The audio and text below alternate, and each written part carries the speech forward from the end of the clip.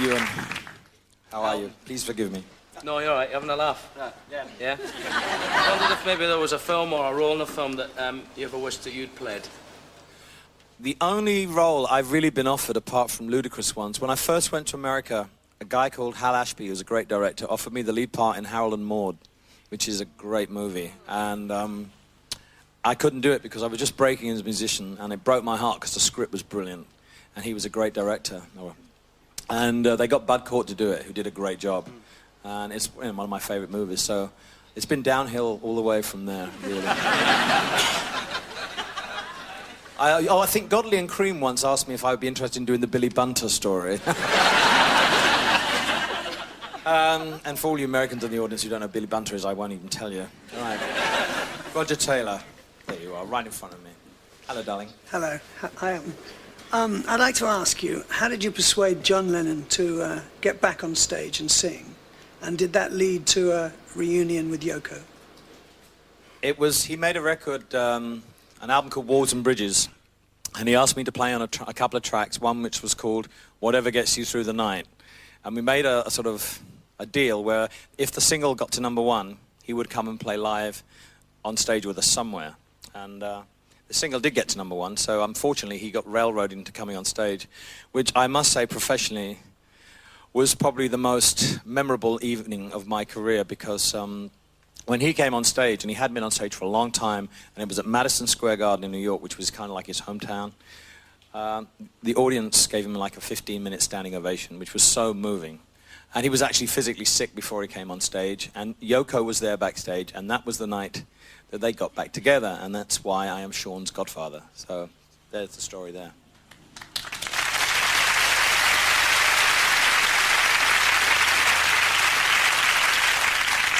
Amanda, where are you? Hello, darling. Hello. Hello, sweetie.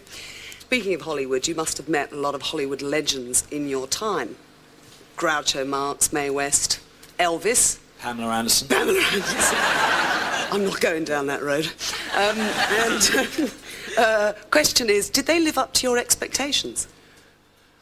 Yeah, I've met a lot of people, but the two that I remember most, or three actually, was Groucho Marx, yeah, who I met, and he was invited to dinner. I was renting a house at Malibu with Brian Forbes and his family, and Groucho was coming to dinner, and we were told that he liked the room hot, and it was boiling outside. It's July, right? So we got the fire on and everything, and he came in an overcoat and a beret. And he sat right by the fire, and I was just dying. I thought, oh my God, and it was very sort of silent and tense, and he said, Christ, he said, when do we eat? It was just one of those big wind-up things, and actually I was terrified, and then gradually, he just laughed and said, listen, I'm just winding you up. And he could never understand why I was called Elton John. He always thought I should be called John Elton. And in fact, when you go to football matches, they say, all right, John, how are you? All right, John? Yeah. He actually signed a poster to me, which I've still got, to John Elton from Marx Groucho, which is very sweet. And Mae West was another. I had tea with her at Ravenscroft Apartments. Yes, I know. It's the Larchmont Village. And it was like all white. Everything was white. White, white, white. It's the colour of her carpet. And she had these big guys in evening dress. And we sat there and we had carrot cake. And then there was this kind of big introduction. She came in fully dressed in the middle of the afternoon. She was incredible. And Elvis?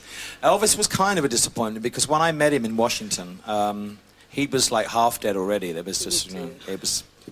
there was no signs of life there, and it was kind of disappointing and sad. So he didn't really live up to expectations. I suppose you don't. I mean, if you're in that state. No. And I've been in that state as well. So, but I think Groucho and Mae West, and possibly Cary Grant as well. I played Dodger Stadium, and he came backstage. And I think he's one of the best screen actors around. He's just got so much charisma, and he was such a gentleman. So they don't make him like that anymore. They don't. No.